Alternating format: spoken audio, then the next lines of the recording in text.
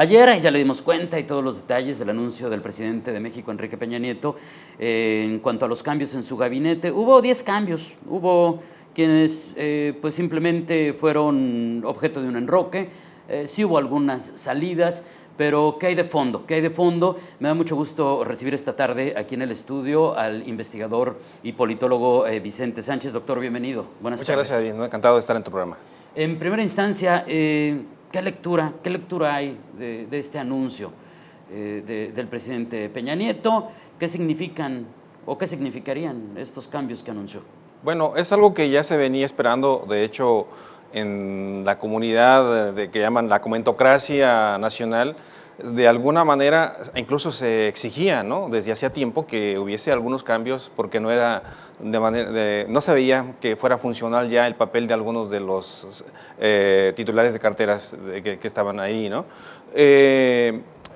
Luego, la otra es que efectivamente todo gobierno generalmente hace cambios en el camino. Nosotros tenemos periodos de gobierno más largos que el común, ¿no? El común son de 4 años con posibilidades de reelección.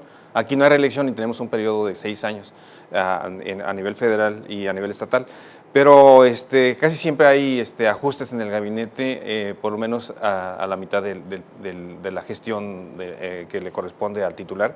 Y en este caso, como que te comentaba, ya había expresiones abiertas en la opinión pública pidiendo que hubiese los ajustes para que fuese más funcional el gabinete. Es obvio que había algunos secretarios o algunos titulares de cartera que habían estado ya muy desgastados, como es el caso de Chao Fett, por ejemplo, en la Secretaría de Educación Pública, que incluso, bueno, se había enfermado y había estado en una situación ya personal muy crítica, pero que incluso había sido desplazado de su papel protagónico en la SEP y los problemáticas se arreglaban en la Secretaría de Gobernación, ¿no?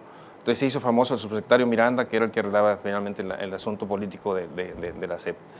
Se sabe, por otro lado, que bueno, durante el periodo de discusión de lo que fue el Pacto por México, que fue como el gran relanzamiento de la administración en términos de la propuesta de gobierno, con las reformas estructurales que le llaman, Aurelio Nuño había jugado un papel importante en la cuestión de la negociación del paquete educativo, ¿no?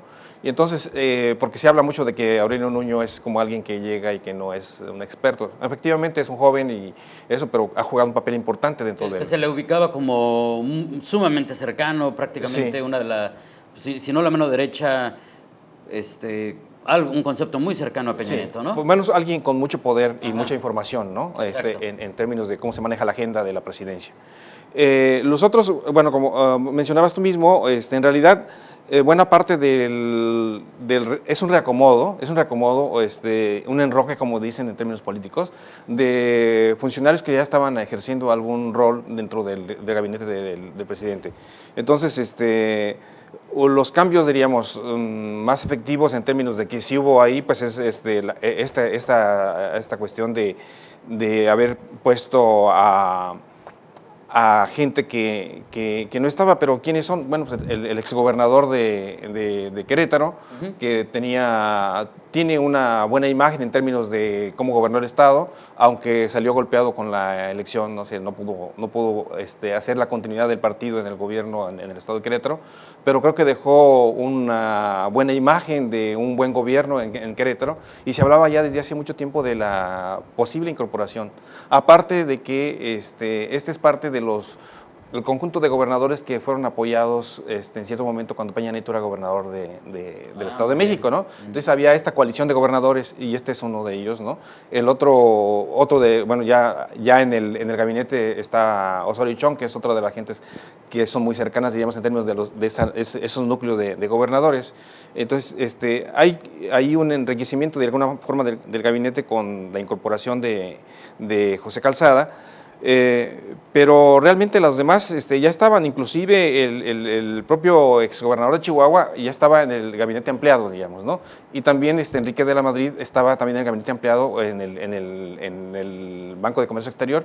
donde según algunos amigos que trabajan en esta institución, ha jugado un papel muy importante en dinamizar a este banco. Este banco había estado en una situación muy crítica, incluso en los gobiernos panistas se hablaba de liquidarlo y de fusionarlo con la Nacional Financiera y no sé cuántas cuestiones, pero el banco parece que está con unas finanzas muy sanas y está jugando un papel muy importante en términos del financiamiento a ciertas actividades de la economía nacional.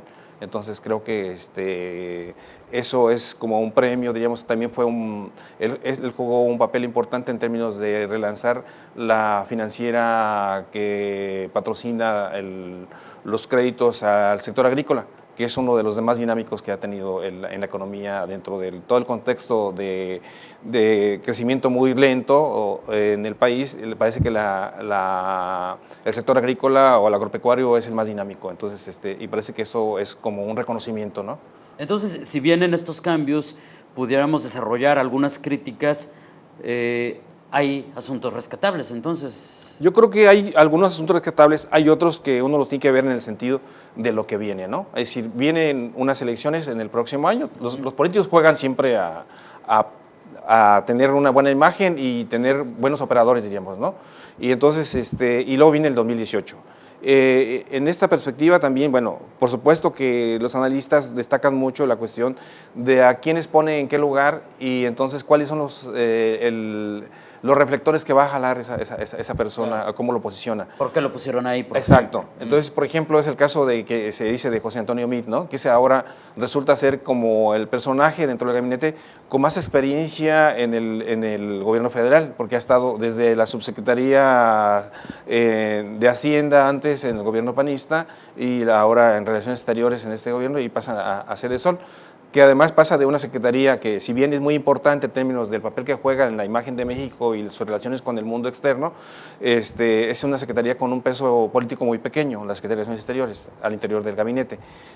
Además tiene un presupuesto que es el 10% o menos del 10% de lo que maneja Sedesol. Entonces, Sedesol es una secretaría, dado a la magnitud también de los problemas de tipo social que tenemos en términos sobre todo de pobreza, pues es muy grande el presupuesto y le da oportunidad a quien la encabece de generarse una imagen y de apostarle al voto corporativo. Claro.